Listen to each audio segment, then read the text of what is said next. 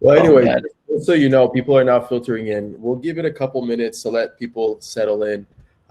In the meantime, though, guys, for those who are joining, let us know where you're from, where you're tuning in from, what you're drinking. And for everyone that's watching on Cointelegraph right now, if you want to join the conversation live, feel free to head over to Blockchain and Booze, and you can get the link over there. But in the meantime, guys, cheers. Thank you for being here. Happy New Year. This is the first Blockchain and Booze of the new year. Rice has an entire Kirkland box. He's killing it. Here we go. Wow. Respect. Good. Classy. Respect. This shit is so good. I mean, that's not true. Obviously, that's a lie. But, you know, because this is crypto, I feel that's we the should show something, right? Wow. Can you refill it? Is there like a spout on the top to add more? No, just buy another one. Just get just another box. It's like, well, you can't refill one of these things. They're recyclable though, so that's right. Exciting. You got to slap the bag next time you drink. Oh, Slap the bag. Yeah, it's a college thing. Every time the sorority girls, they buy boxed wine, they take it out of the box and they start slapping the bag as they chug it down. It is amazing. Sorry, it's just a really long time since I knew any sorority girls. I'm actually quite happy to say that. Wow, that's probably a really good thing. Oh, that's Nico, whiskey from the barrel. Somebody's got some taste. Dude, whiskey from the barrel. Oh yeah, I'm drinking some Johnny Walker in honor of. I have some friends. Well, it's not a day that goes by right now that someone's asking me, "Hey, dude, should I get into crypto?" And I helped some close friends just understand the space, and one of them sent me a bottle of Johnny Walker. So I am grateful. So I thought I'd drink that tonight. Cheers. Cheers to you too. Cheers. And here's the best part. There's a little doggy on the glass, and it says, "It's not drinking alone if the dog's home." That's cute. There you go. Yeah. That will make you feel less depressed when you're drinking. It doesn't work. No. This is going to be the longest live stream ever. I know. We have one more minute. We'll let okay. We have one more minute. But yeah, get comfortable, drink some more. I feel like we should do like a group shot, you know, while Rice slaps the bag. And if I take it out of this thing, it will never go back in again. Maybe I should do that. So you just literally just slap. Wow. Here we go. Yes. Oh, go. This is Eddie wants you to slap the bag. He's to open the box. I've done the thing. Oh my gosh. Whatever, you know, but I've never tried this. So. He's doing it. Yes. Oh wow. How are you? I can't the bag, John. Is that from a hospital? It's from a hospital. Why is he stealing it? That's an IV.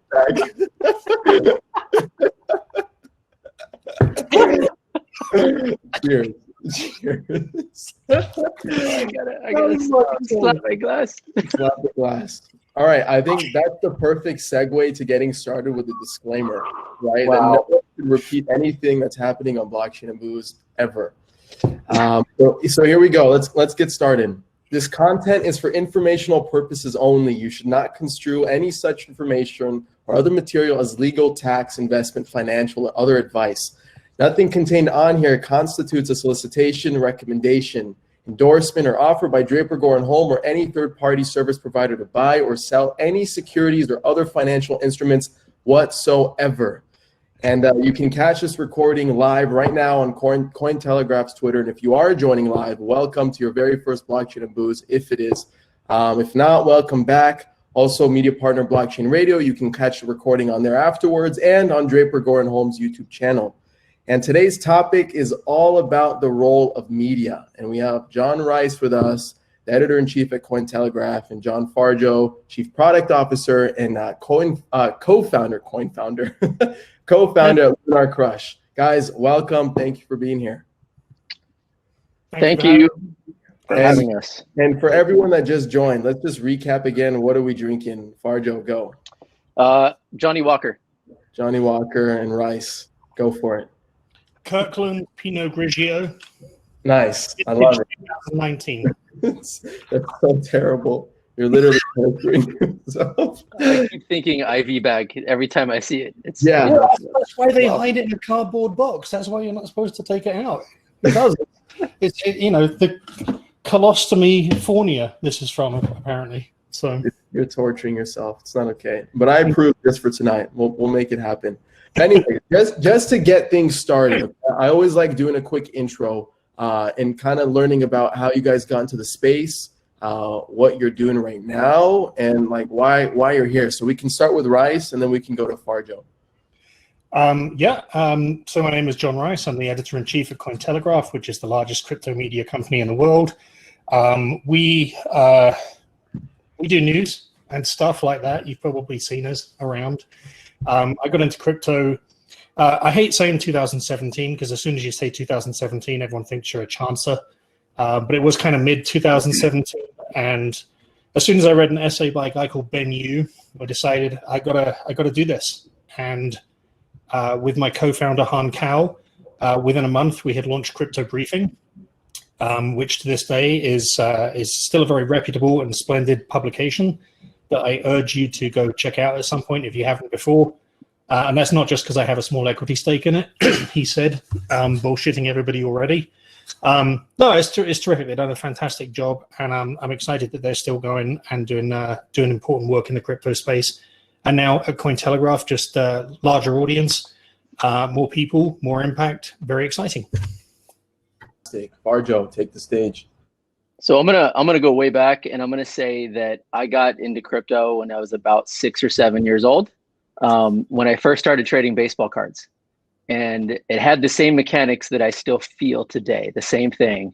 And I'd say that kind of brought me into 2013 when I first discovered Bitcoin, started reading Satoshi's white paper. All of this came from, I was working at a big ad agency, running the UX team. And I was like, what is this Bitcoin thing? This is, what is this? What is it for hackers and drugs? What's going on? Started learning more and more. Even created an account on Mt. Gox's website. That was fun on that exchange. And really ever since, hooked. And I'd say started discovering Ethereum and Monero and Litecoin way back in the day, all through social media, and started realizing there's something here. Can we collect more than just what's in my feed? And then that thought led to myself and 3 other co-founders, Joe, Isaac, and Dan, to experiment and try to collect social data for our own investing purposes. Can we understand what's going on with the market versus just our feed? And I guess from there, long story short, LunarCRUSH was born, and there's a whole bunch of stuff since then. Awesome. So, John, you're obviously an OG, and you've been on the show before. Jon Rice, this is your first time on the show, and like I'm guilty, also joined late 2017, and I guess I don't know if you have that level of respect if you didn't join in like 2012, 2013, but we're here, we're ready to go. And I guess my first question to you guys is, let's just dive right into the title itself, right? The role of media in crypto and blockchain, okay? Do you guys feel like it still somewhat feels like a secret society? John, you kept mentioning, or I'll say Farjo because he's 2 Johns. You kept mentioning people are now like continuously hitting you up about crypto, trying to learn more about it. Rice, obviously you managing and leading one of the largest or the largest crypto media outlets. You're consistently exposed, so you might be a little bit biased, but do you think that crypto still feels like a secret society to an extent? You go. Well, I'd say when we say secret society, I'd say, there's certain people that are very deep into the space, and you can go to any conference, any of them. They're kind of knowing who their audience is, and they're throwing out complex things. We're talking about yield farming and NFTs and DeFi and fungibility and all these things. And, when I see the people coming into the market today, they're asking, hey, bro, dude, can I make a few bucks? What should I buy? They're not even asking, when should I sell?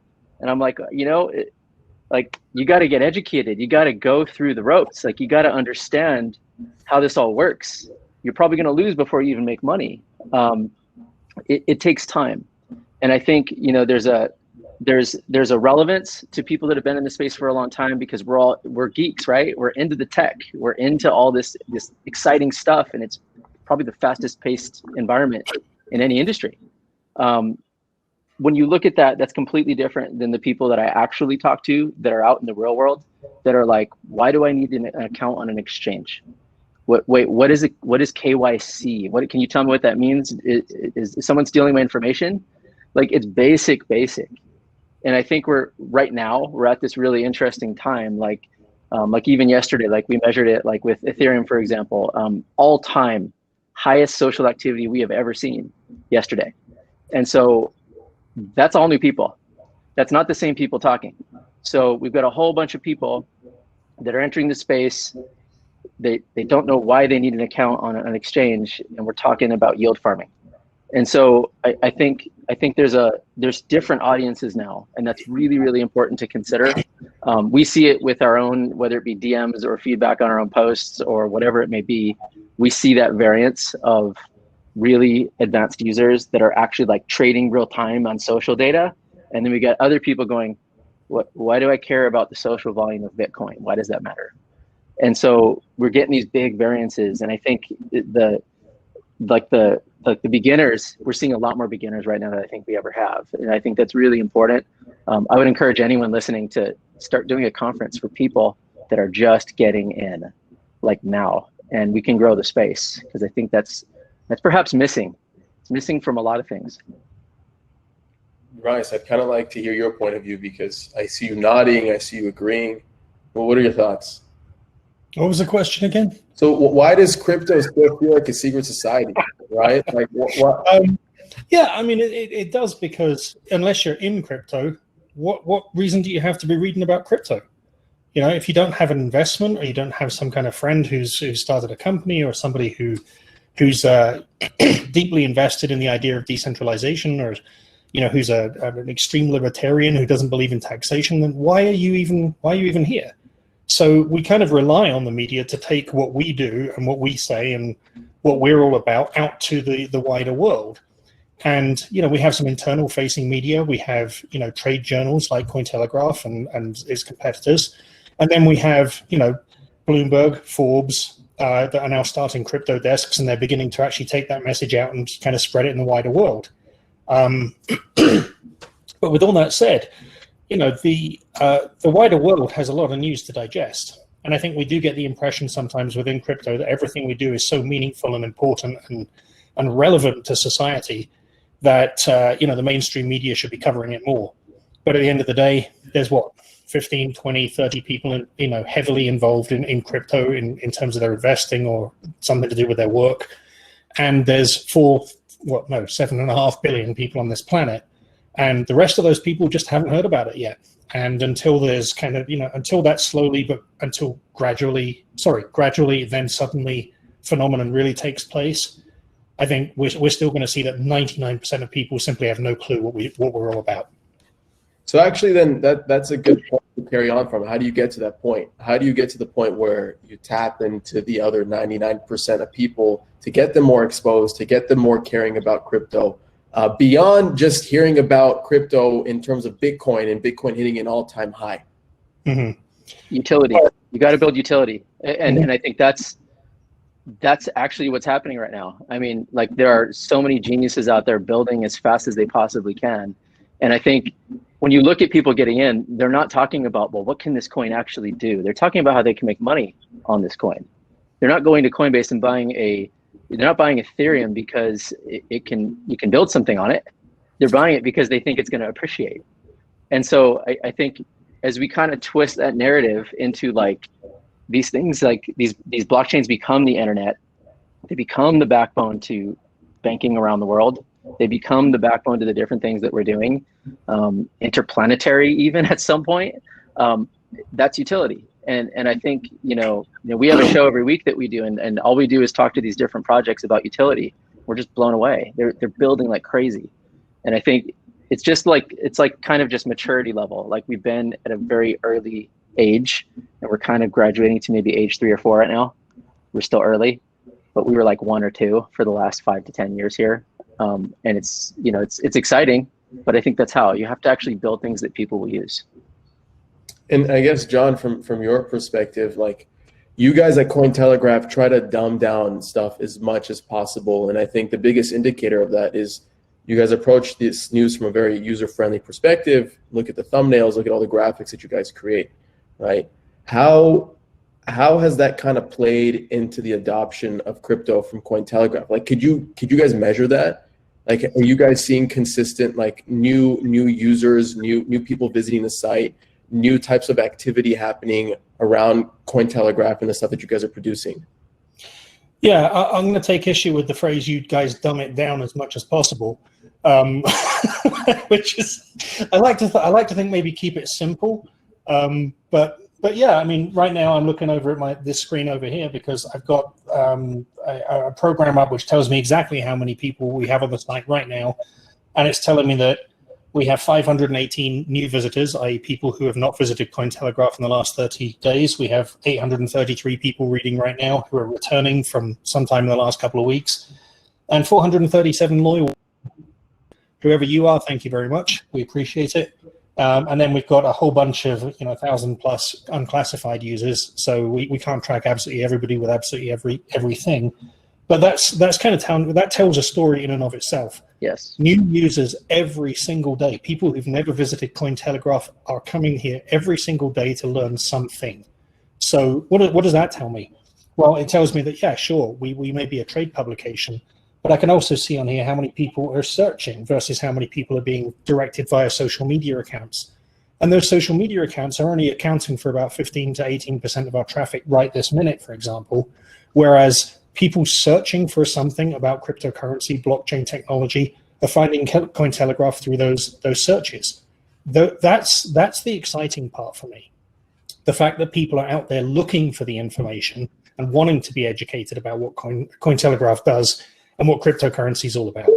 So we're seeing plenty of new activity.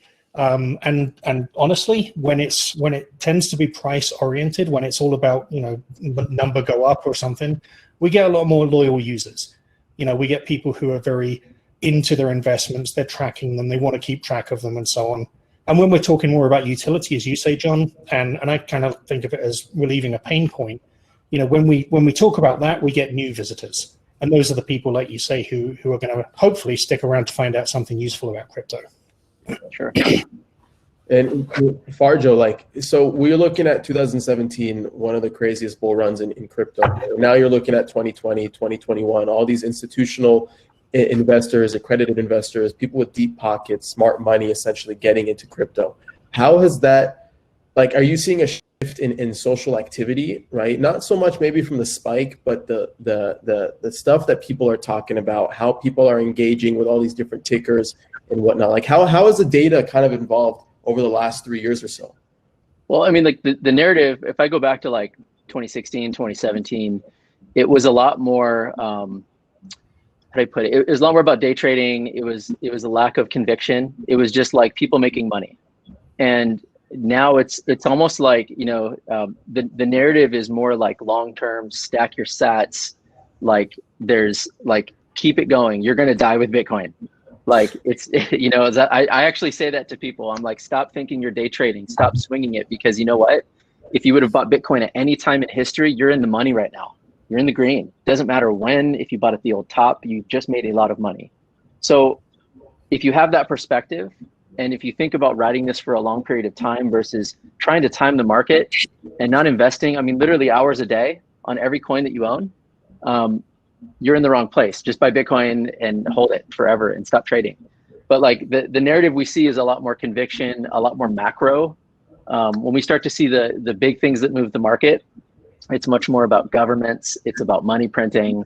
It's about things falling apart. It's about COVID. It's about whatever the government did wrong today in whatever country. And we see that really, really move Bitcoin. And that seems to be the majority of the posts around Bitcoin. Some Ethereum, but a lot less. Ethereum seems to be much more the developer community is just massive. Like the amount of actual utility type discussions we hear about on Ethereum are huge. And I'd say the other narratives we typically hear a lot about is what are the alternatives and or things that play nicely with Ethereum and or Bitcoin. And so we start to hear a lot of that. Right there, right? Because like that's happening within the Ethereum community, right? How do you bridge those conversations beyond just like a centralized or not like a hyper-focused group? Like how do you get more, like Rice, you mentioned Forbes just opened a desk recently, Bloomberg opened a desk recently, but they're still not talking about like mainstream DeFi applications, right? And all these like opportunities of adoption and new interest generating and yield generating products that are completely out defying traditional finance and whatnot. Like how do you engage and influence and motivate more of these mainstream outlets to get into the conversation? Well, I think there's so many barriers before that's going to happen, and that's not to be negative about crypto in the slightest. It's simply that traditional media looks at a story a particular way, and they think, okay, first off, what are the resources I have to devote to this subject in order to actually print something that's correct? And I got to tell you, I mean, we're in the media. We all know how difficult it is to keep up with what is essentially a revolution in action. The evolution of crypto every day is 6 months of evolution in traditional finance, and every single day someone is coming out with a new protocol, a new way of twisting mathematics and code to make something work. And how are you supposed to keep up with that? Traditional media can't possibly keep up with that when even the kind of trade media, we struggle with that every single day. We're like, well, hold on, let us just catch up with what happened yesterday. But then you've got, the fact that people, traditional media doesn't want to report too much on speculative investments. There's a lot of laws around how you can report on that. You don't want to make people angry and lose money. You don't want to get out there and spread news about somebody's scam that you can only really check on because, again, if you have that kind of background in the blockchain industry. So I think the mainstream media has got a long way to go. They see the infighting, they see the toxic tribalism, they see angry billionaires yelling at each other on Twitter, and frankly, they just, honestly, I think they just shrug their shoulders and say, "What the fuck are you people doing? What is that? What is that thing that I'm seeing right now?" And that's still got a lot to do with what we see in crypto every day. So then at Cointelegraph, how do you guys kind of filter through all the bullshit? Because I'm sure you guys get so many pitches, so many companies coming at you, trying to get exposure, trying to boost themselves. So how do you guys kind of filter through the nonsense and make sure to capture like very quality stuff? I'm going to say that's the biggest challenge in crypto media. Without any doubt whatsoever, it's filtering the bad actors, filtering the noise, filtering people who have an agenda, and trying to write something that's actually factually correct. So, the last story you saw picked up from crypto that went mainstream, other than Bitcoin goes big, was this story about Russell Okung, the NFL player who's taking his pay in Bitcoin. Well, no, it's not. It's bullshit. It's not true. And unfortunately, it was put out there by the crypto media, one of our competitors. And the headline, I'm going to read this to you because this really pissed me off. Panthers' Russell Okung becomes first NFL player to be paid in Bitcoin. In the text, technically speaking, Okung is still being paid in fiat. So which is it? Is he being paid in Bitcoin? No, he's not. So when that gets picked up by Sports Illustrated and by the New York Post and then, kind of disseminated throughout traditional media, what then happens? When they get fact-checked, when they get angry letters from people who say, well, that's simply not true, that source becomes illegitimate. It becomes non-credible. And that's the problem that crypto media really has. If we're going to be credible, we can't have this race to the bottom, which is going on right now, where you see all these crypto media companies, oh my God, I have to be first. This came out on Twitter 8 seconds ago. Let me put 2 bullet points together and publish that as a news story. Well, that's not news. That doesn't add any value to the reader. Where's the additive value of that transaction? And that, unfortunately, is what is going to kill us. So at Cointelegraph, one of the things that we're trying really hard to do these days is simply focus a little bit more on the facts. Get the facts right, because as Elsa says right there in the chat, being first isn't always being best. Adding value to the reader, giving them something that they can depend on, and to the point that you made earlier, how do we get this out to the wider audience? Get your facts correct, and that will help. I think those are all really good points, because first, the media is not first, not even close. Social's first. Individuals on social are hitting this way before the news is happening. And the volume of news that we see for Bitcoin, for example, it's still relatively, when we look over 6 months, it's still relatively flat. The media is so preoccupied with COVID and politics, they're forgetting to report about Bitcoin. Either that or the shelf space at mass media is not there. So when you look at it, like I'll take yesterday, for example, just to give a current example. So like Jeremy Allaire, right? Jeremy Allaire, as far as I know, was the first to break the US Treasury, the banking regulator news, right? About blockchains, public blockchains can be used. Within an hour, saw dozens on our collection, saw dozens of articles created. The first one was many minutes after. So when we're looking at this, if you're thinking about trading, and if you're thinking about that, and that article, that post from Jeremy, let's see, I have it somewhere in here, just to give an example. At 10,000 retweets, 21,500 likes, 3.4 thousand quoted tweets. A majority of that happened within seconds and minutes. Right. And so when you think about people trading, like what is that going to do? And what we measure, we look at social engagement. That measured a ton of social engagement, that post yesterday. So when you see social engagement spike, what happens if someone wants to trade a certain coin? Well, they may not even have their money on a specific exchange to trade a specific coin after that. We actually see sometimes delays of an hour or two when price goes up after social engagement spikes. But a lot of those engagement spikes are not coming from news. They're coming from social. And so where we see news fitting into an incredibly important narrative is the facts, is the larger story, the angle, great, so this happened and this was a post on Twitter. What does it mean? Like, what does it actually mean for all of us? Does it mean that there's no more delays when you transfer funds to a bank? That 3-day waiting period and all that is gone? Is that what that means? Does it mean new forms of financial assets? What can we look forward to? Let's have a deeper discussion. And that's where a lot of that value is that we see in the media. But speed, I don't know how you prepare an article when something's happening in real time.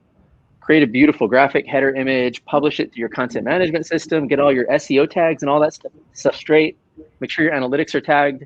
Like, that takes time. And so the speed, there's always going to be a gap between like news and where it gets like distributed on social.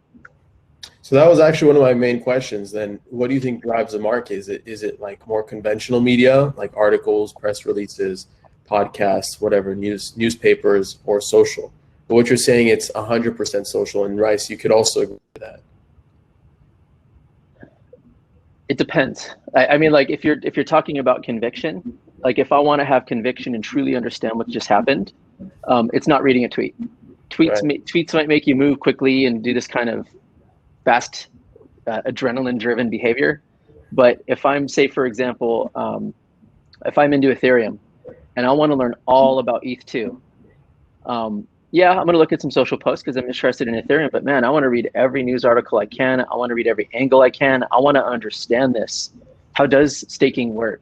Wait, like when are things actually launching? Like, I want to know, I want to read a book on it. So I need depth to have conviction to hold for a long period of time versus a day trading perspective. Right. And Rice, I kind of want to take it again from the point where you guys try to simplify stuff, right? So give me some examples of things that Cointelegraph is doing that other media outlets, crypto media outlets aren't really doing to really allow new users, those new people visiting your site every day, to really grasp crypto and Bitcoin, blockchain, whatever, maybe Ethereum, from an angle of understanding, right? In a way where it's welcoming to kind of like, okay, you just learned what Bitcoin is, like, here's what's next. What is Cointelegraph doing over there? I think that's a philosophical kind of question in some ways, because one of the things that I think people sometimes, when, like you said, when they read Cointelegraph, they're like, okay, this is fairly accessible, it's fairly easy to read. And one of the things that we shy away from is the $5 words. We try and get away from the whole idea that the journalist or the writer is the center of the story, and that they're trying to show off how clever they are and how deep their personal understanding of the subject is. We're a media outlet that basically reaches out across the entire globe 24/7 in multiple languages. I have actually lost count of how many different international editions we have now. But in order to be able to reach that kind of global audience, you've got to be accessible.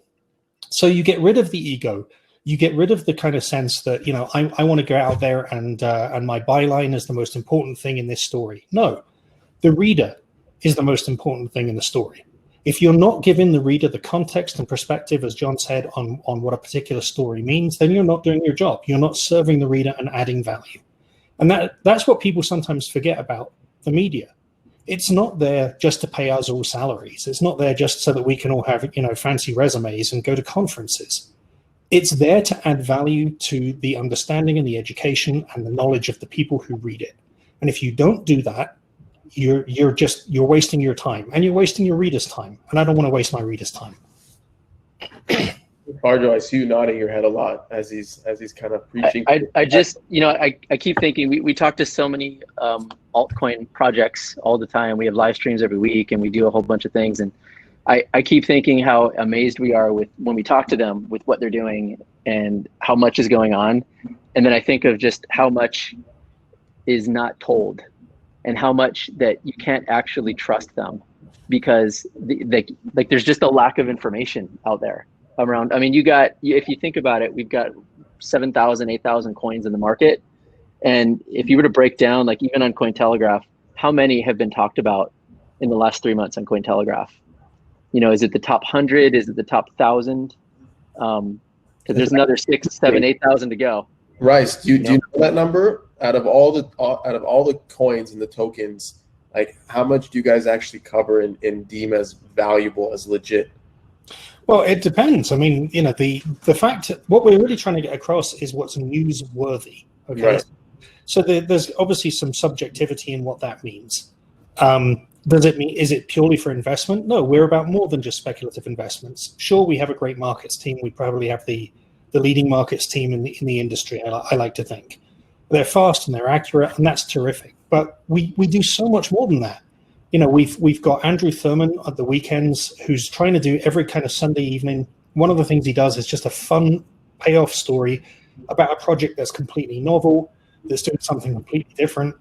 And those kind of projects, there's a lot more investigative work that goes into them. You have to look at their tokenomics, look at their milestones coming up, and try and infer from that. Is somebody pushing this for a reason? Is somebody trying to get their token sale shilled? Is someone trying, what's basically the benefit? Why is this timing the way it is? And all of that kind of factors into what we decide is newsworthy and appropriate, intelligent, thoughtful commentary for our readers. What we don't want to do is, and I'll tell you some of the things I've seen. When you start seeing a project's name all of a sudden that you've never heard before, and you suddenly start seeing it on some of the Twitter influencers, and then you start seeing it in some of the YouTube channels, and then all of a sudden it starts cropping up on the minor crypto publications, and it's kind of seeping into this public consciousness. You've got to know that there is a concerted and deliberate effort behind that happening. It's not just organic. There are people out there pushing for those projects to get into the public consciousness because they have a milestone coming up. And that milestone may be a token sale, or it may be some kind of a pump and dump, but we're looking for that all the time. If we start getting hit from multiple angles by multiple people that we don't really know very well, all trying to say, slip in some little piece of coverage here and there, we take very close account of that. We're very careful about trying to understand what people's motivations are when they're kind of pitching as news. Now, of course, pitching as news is, 25, 30% of our entire job. The rest of it is going out and finding the news and finding something to work with that has human interest, that's interesting to the space. If all we talked about was price, I think we'd be a very boring publication. So, I don't know if that answers the question. Yeah, out of curiosity, how many pitches do you estimate you guys get a day? Gee, that's a really tough one, because most, I think, and I actually noticed a couple of my PR friends in the chat here, but most of them now know I'm way too fucking busy to pitch me. So I don't get as many pitches as editor-in-chief as I used to get when I was running Crypto Briefing or before that. These days, the editors get most of those, and I suspect they probably get between 75 and 100 every single day. Wow. Jeez. That's a guess. But I'm trying to think about this filter process as to how you guys kind of scan and like, this is a go, this goes to the next stage of review. Like, how does that work once you guys get all these pitches? If you're talking about it. I had to yell at one of my editors the other day. He said it's a slow news day. And I almost lost my shit completely. There is no such thing as a slow news day in crypto. There is always something to write about. So, you know, the filtration process is actually, you know, kind of tough. And unfortunately, and I'm absolutely certain this has happened to every editor in this sector, there are incredibly insightful, thoughtful, brilliant people.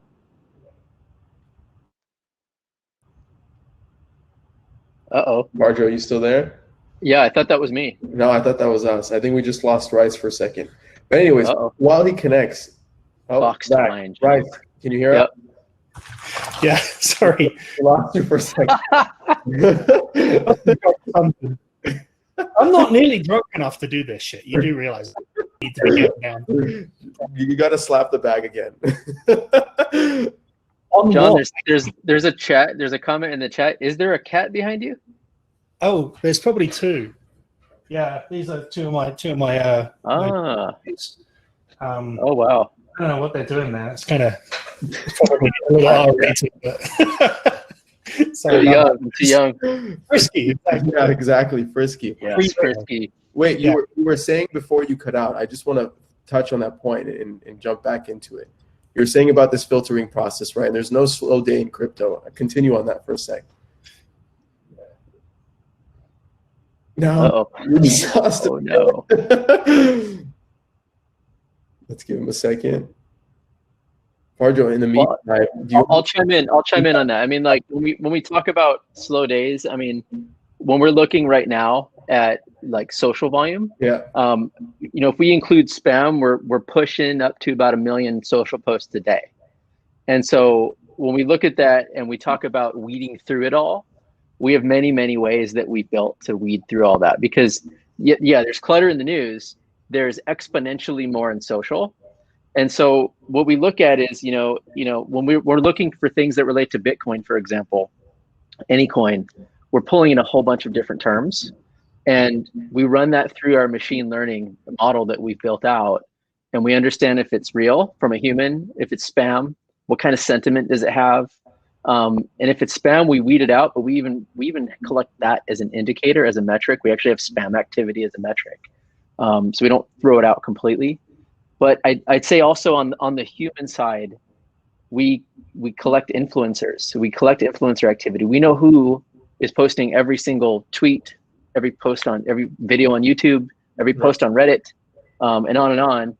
And we actually even calculate how influential those individuals are, because that's also really important, because you also want to make sure you know who you're following on your social feeds. If you're, you know, you might read your news article, but you're probably loading Twitter up first. Mm-hmm. You're loading up Twitter, and you may even find all these articles from Cointelegraph, from CoinDesk, et cetera, on Twitter.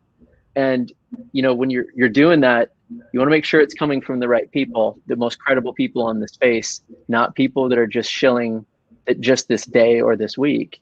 But what about people that have been in this coin for a whole year, that have actively been participating in increasing social activity? Who are they? And so that's how we look at things from like a social perspective. But also I'd add, just within all of those posts, we've collected something like almost 200,000 domains, not URLs, but domains, in all of the crypto related posts. And a good chunk of those, I should say a chunk of those, are news. And so we're pulling in news from, I want to say it's over 1,000 different sites right now. And Cointelegraph is one, CoinDesk is one, Crypto Briefing is one. I mean, on and on and on. And when we pull that news in, it is fascinating. Like, for every Cointelegraph that's creating original unique content, a lot of these news sites are spam. They are reposting the same article on 37 different domains. They're like bot template posts that it's not really, there's no humans involved. They're just filling in the blank, like, you know, Mad Libs basically. So do you go as far as actually looking into the content that's being posted? Oh yeah, we spider it like Google spiders it. Yeah, yes, we actually go through every single link. We classify them as spam, news, or if it's another type of thing, like a block explorer, we don't want to pull that in. But like when there's a link to say Cointelegraph, we are actually going through it and spidering it and looking for all of the keywords that we want to look for every single coin. And so when you look at that over time, it becomes really interesting when you see the activity grow, especially on some of the smaller projects, like when there was no news activity. And believe it or not, 90% of this market, when we talk about coins, has zero news activity. It's all in the top. Like it's so skewed towards the top. So when we talk about these like DeFi startups that are just entering the space and maybe building something amazing with a really awesome team, they're not getting the coverage. It's just not happening. We don't see it. And at least if there is coverage, no one's sharing it. So hold on. Yep. John's having an issue. Rice is having an issue coming back. Jon Rice, if you can hear us, do a quick hard refresh and try to come back in. But Farjo, I wanted to ask you, so how do you guys kind of determine credibility on social, particularly Twitter, Reddit? Is it based off like what the amount of followers that someone has? Is it based off like consistency and what they talk about? Like, how do you guys kind of look at that more in depth? Well, it's objective. It's not like we like this person more than that person, or that we like this coin more than that coin. There's no humans involved. We look at really 4 kind of dimensions. The first is engagement. So when people post something, are there crickets? Is there nothing going on? Is there no one retweeting? Is there no one commenting? Is it on Reddit and there's no upvotes or comments or anything like that? So we look at all of that. Then we look at the activity. So how many times is this individual posting? Are they really like a big person with 100,000 followers and they happen to post about Litecoin just one time and then they're out? Or are they actually constantly, is there frequency that's going on? So that's the second dimension. And then we look at their following. Do they have 0 followers? Have they posted a lot of spam before? And so we look at all of that, and then we look at it across time. So I might be influential today because I'm posting a lot about a coin, but I might not be on 1 week or 1 month or 3 months or a year.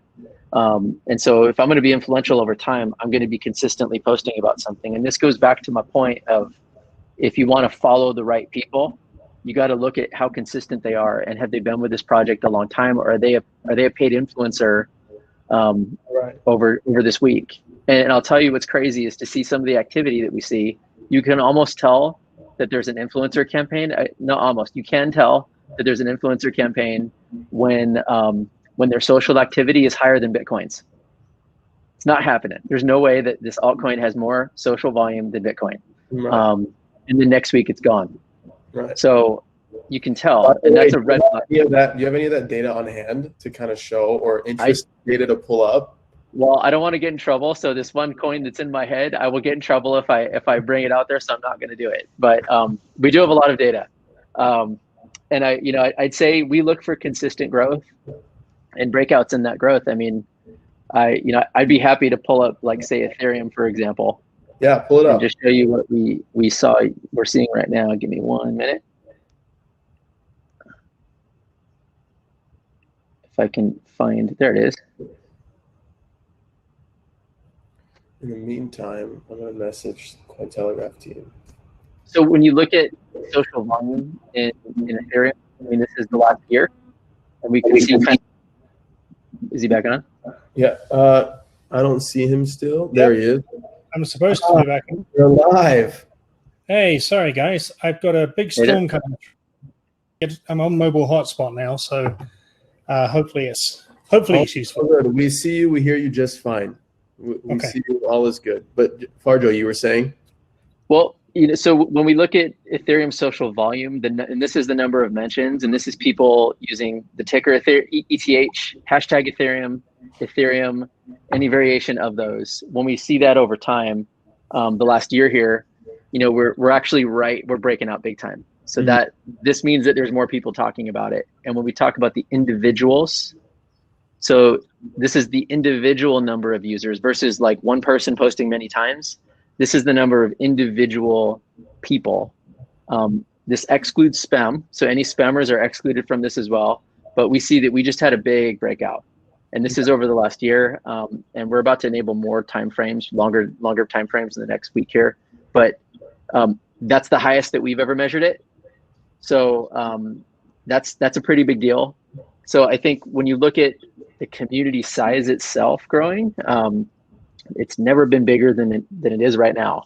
If I showed you, like, say, Chainlink as another example, got it in here. There you go. So Chainlink, which still has barely budged, one might say that this is a really bullish opportunity. I mean, huge growth over the last year. And we even have, it's interesting, we have more people posting less right now about Chainlink. So there's a lot of newer people coming into this market right here. And the engagement was even super hyped up when the price was going crazy here. And we've kind of chilled out. But the community itself, the size has never been bigger, just like Ethereum. Right. So pretty exciting time. So Rice, so obviously Farjo has all these crazy social metrics, right? When it comes for its users to kind of understand the activity behind certain tickers, right? Would you say social activity is like one thing the Cointelegraph team looks at before they report on something, before they create an article, a press release, whatever it may be? Like, what are some things you guys look at to kind of draft the content that you push out? Well, certainly the marketing is going to look at social data and sentiment, because we're still. I mean, John made a very good point earlier on. The social media stuff drives immediate impact on price. There are people who are sitting there at home with 8 monitors on all day, every day, and one of those monitors, or 2 or even 3, are devoted entirely to Twitter. They're looking for the edge investment. How do I get the news faster than anybody else on the And what they kind of forget is that there's everything is handed down from one place to another, right? So even if you're on Twitter, even if you're following absolutely everybody you should be following from an investment standpoint, you're still going to be 3 rungs down the ladder from the person who started that movement. But at least you're going to be 3 rungs up from the person who didn't see it at all.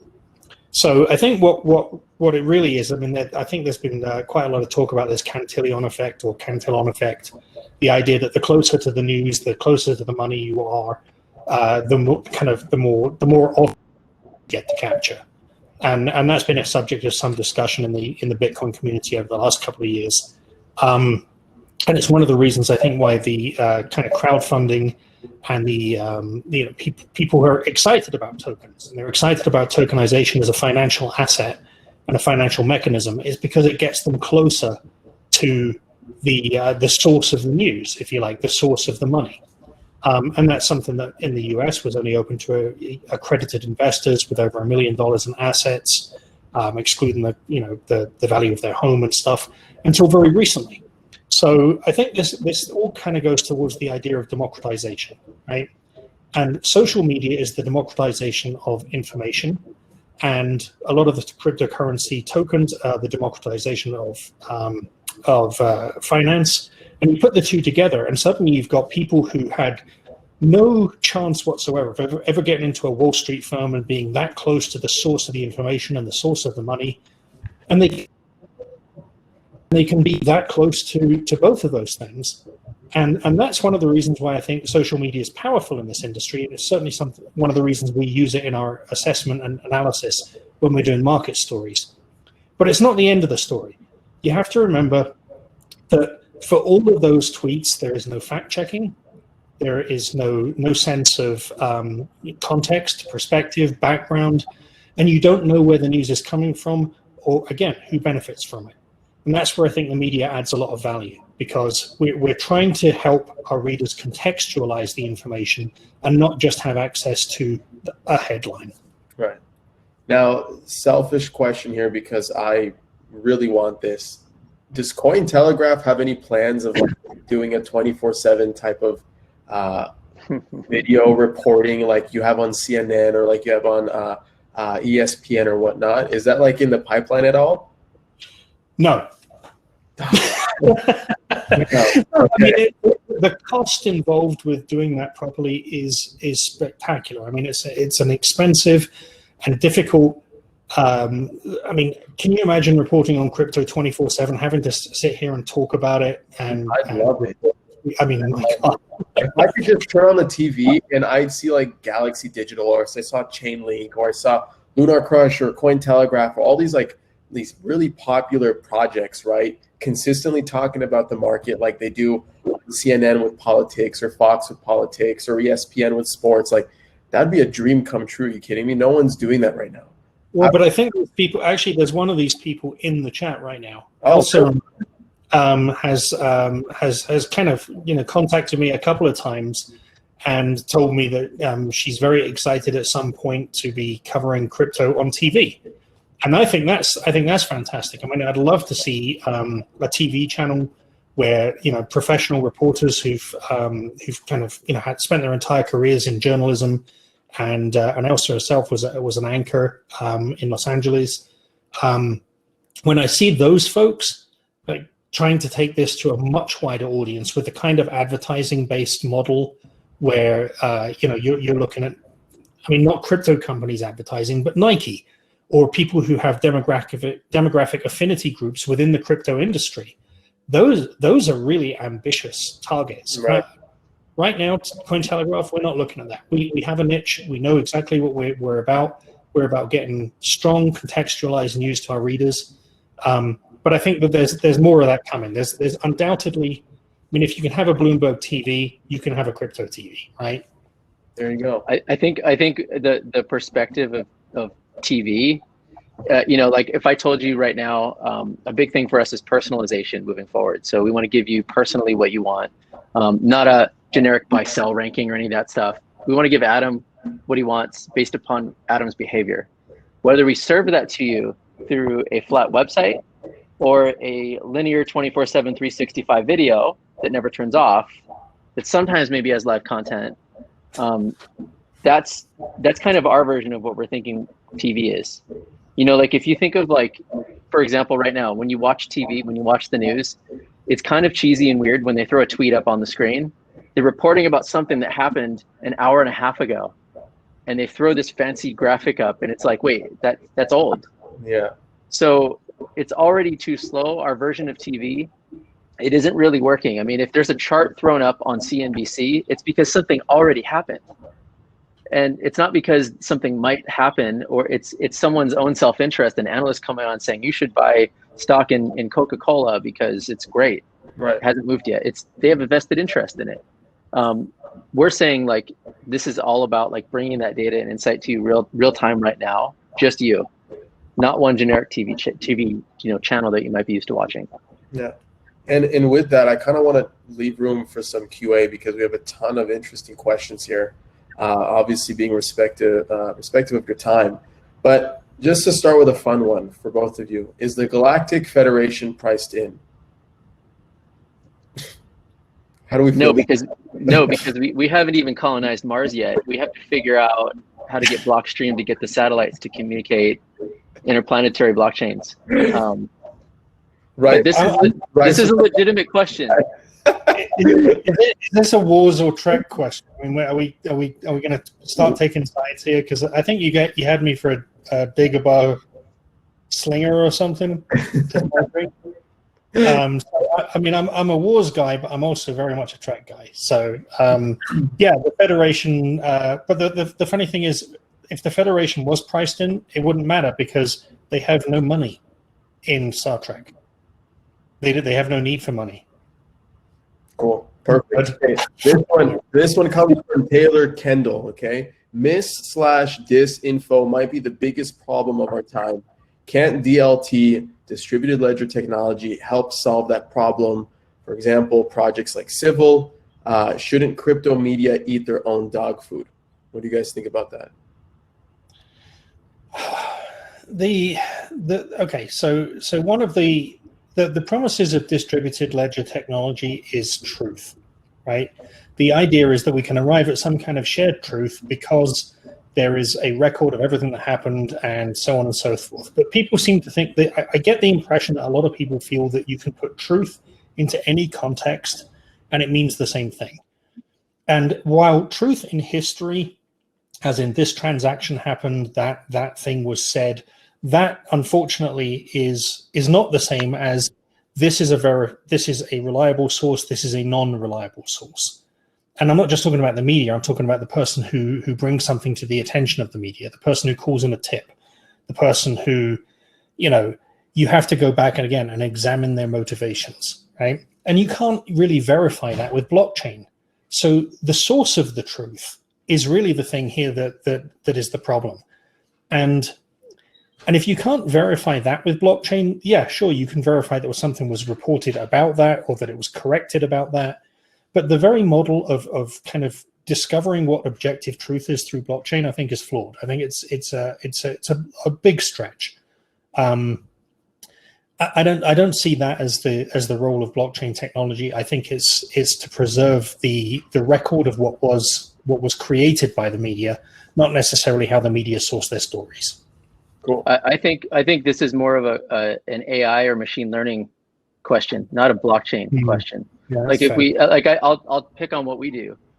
We use machine learning to identify spammers, and we also use machine learning to identify sentiment.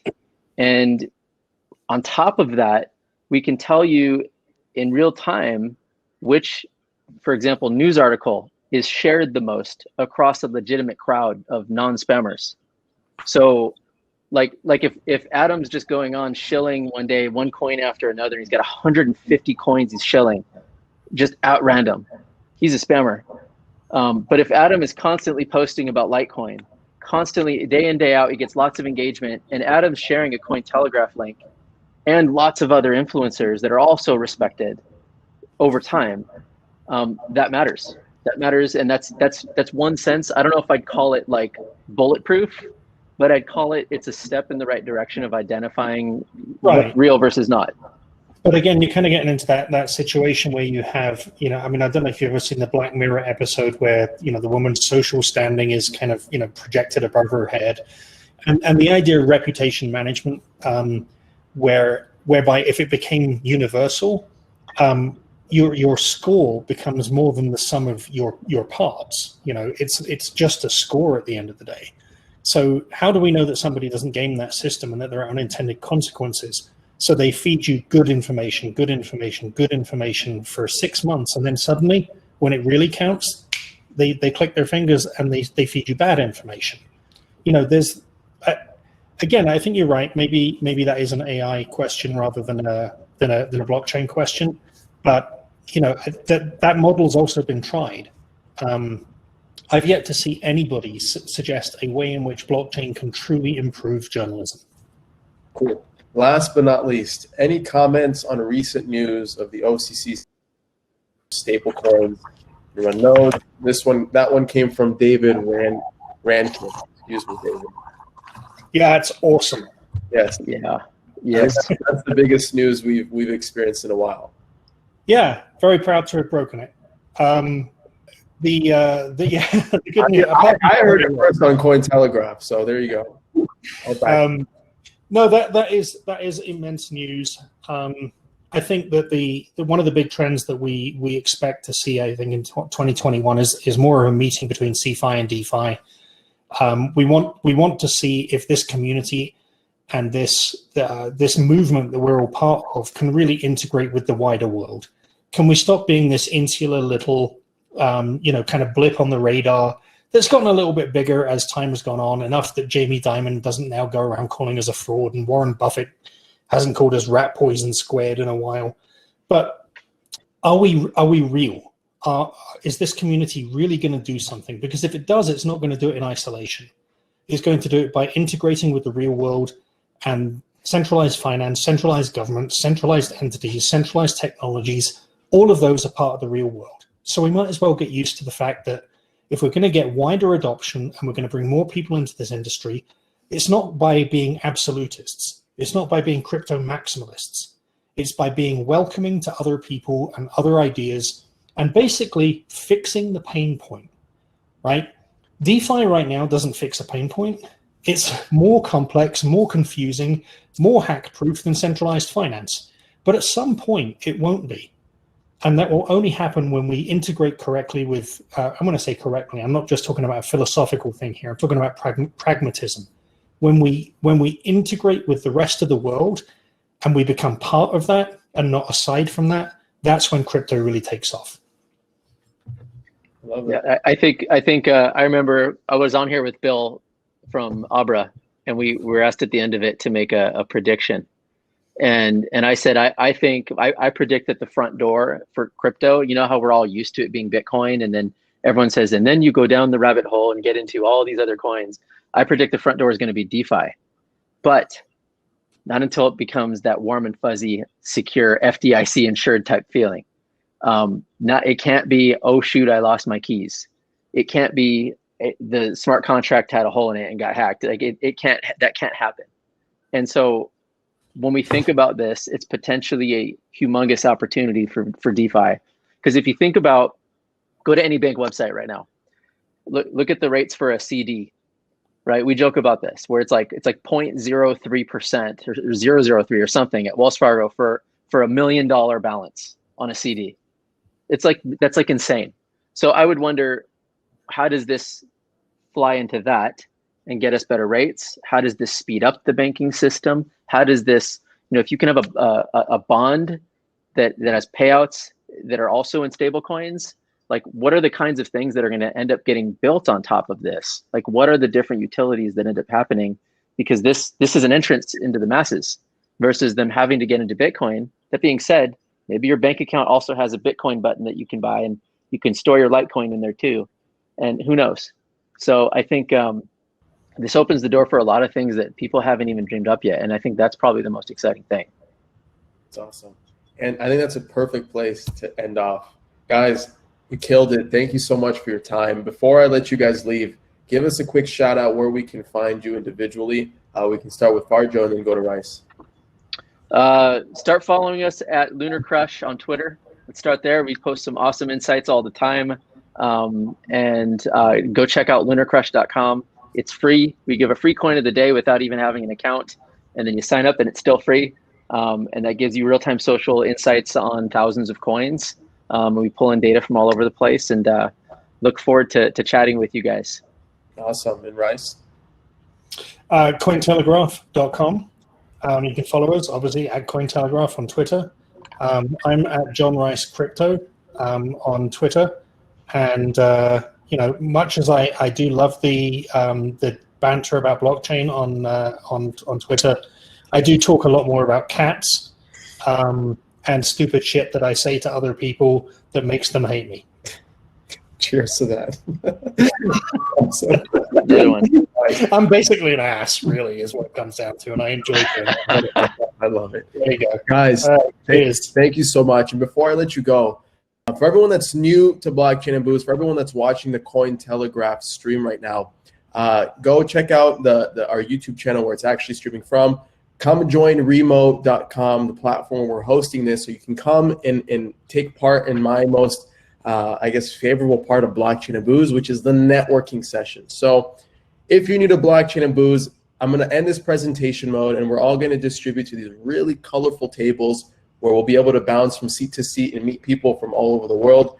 Rice and Farjo, I encourage you guys to stay, although I know you guys have busy lives. So if you can, great. If not, that's okay too. But for all of you watching live, stay online. And for you to partake in the networking session, make sure to have your cameras on. Make sure to have your microphones on. The way to do that is with the navigation bar on the menu. So if you're not in Remo, come join Remo. If you're in Remo, get ready. Rice and Farjo, you guys have been great. Thank you so much. Guys, we'll see you next week. And that's all for now. Cheers again. Thanks for having us, Adam. Yeah. See you guys.